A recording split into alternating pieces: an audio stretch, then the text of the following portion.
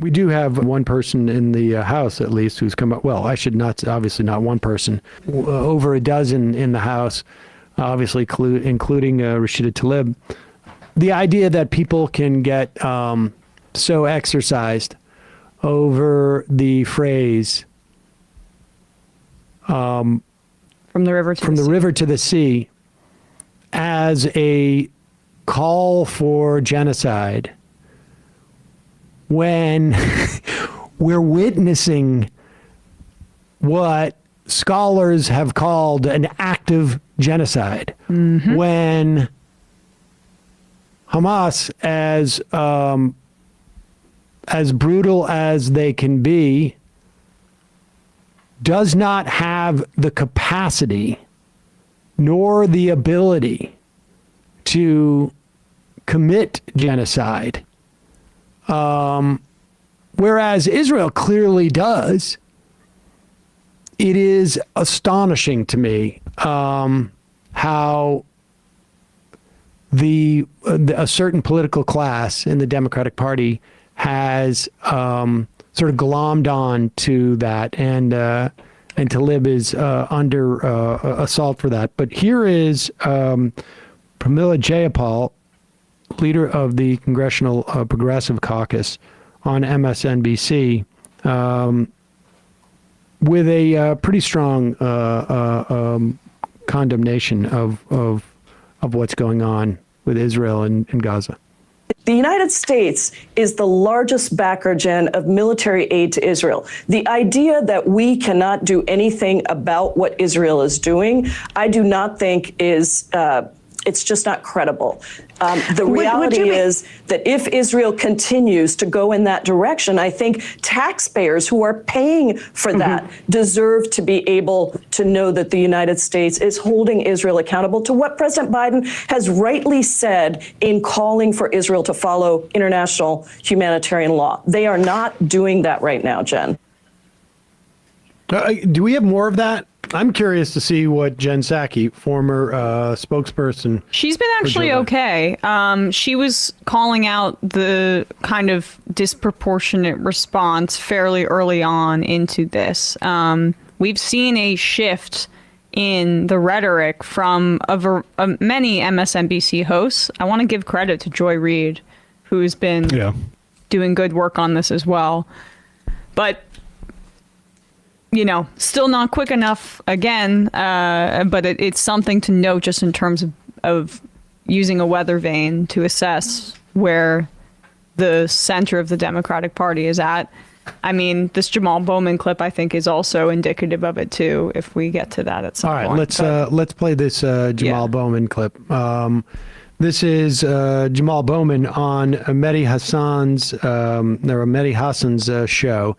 And recall that Bowman is in a district in New York City where he replaced Eliot Engel, who was a real vehement supporter of Israel and on the House Foreign Relations Committee, if I remember correctly.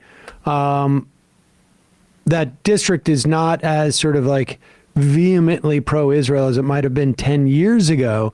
But nevertheless, this is a guy who's putting his electoral sort of like future on shakier ground to come out and speak like this. So we should recognize that. And he'd been criticized before for being a little bit softer than other members of the squad. So the fact that he's here, just lots of credit to Jamaal Bowman. Yeah. Let's talk about Gaza, Congressman. How much damage is Joe Biden's support for Israel doing to the Democratic base? And how much is that going to cost him in places like Michigan with younger voters, Arab American voters in a key battleground state, which, thanks to that new poll from the Times, we already know he's struggling in even before this war.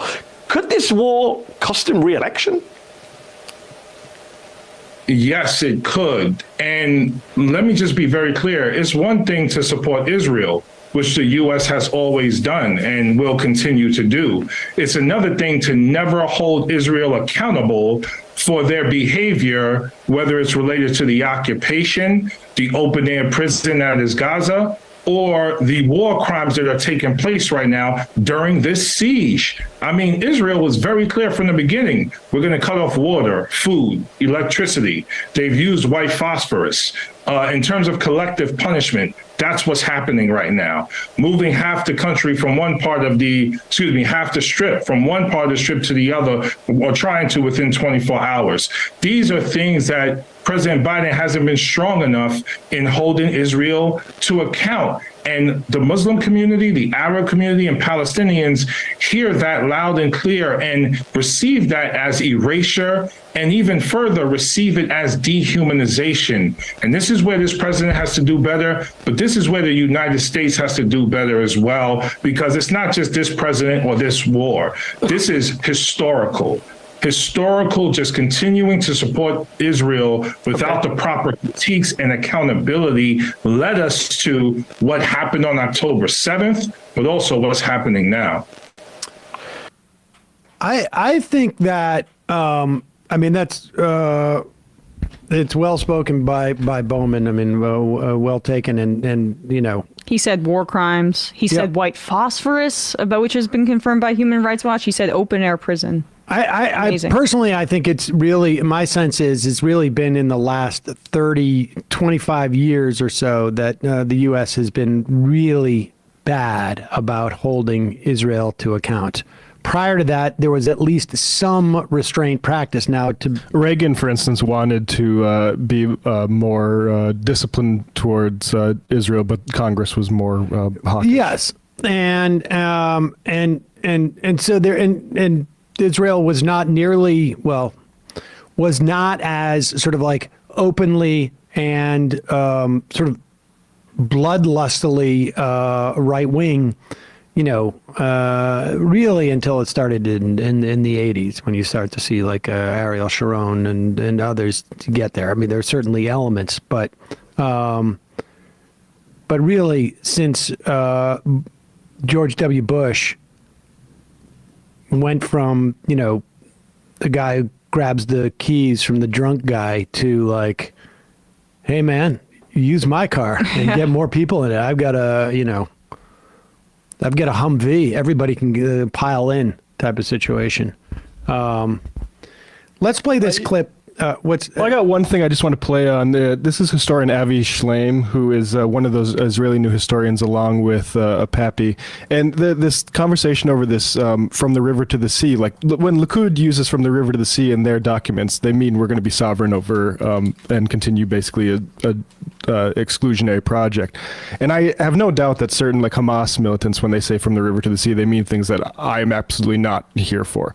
But I do think there is a interpretation of it that is used by people like Pappy and Shleim here that is one that I think most people should be able to agree with. So I just want to play this here. This regards a two-state and now a one-state democratic solution.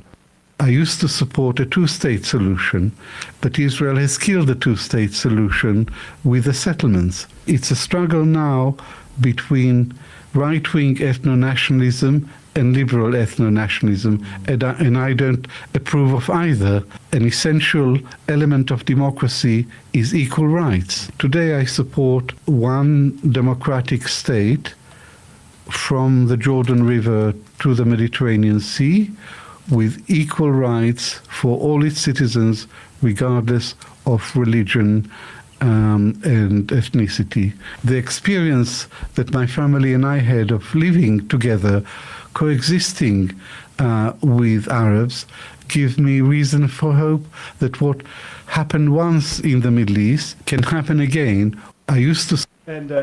And Shleim actually is from Baghdad, to Jewish family born in Baghdad, and they moved to Israel after the foundation of it. And I think like that really needs to be entered into this, rather than just saying Rashida Tlaib secretly wants a genocide. There is a vision here for people. Let's also play this clip, and then we'll take some phone calls. 646-257-3920 is the number, 646-257-3920.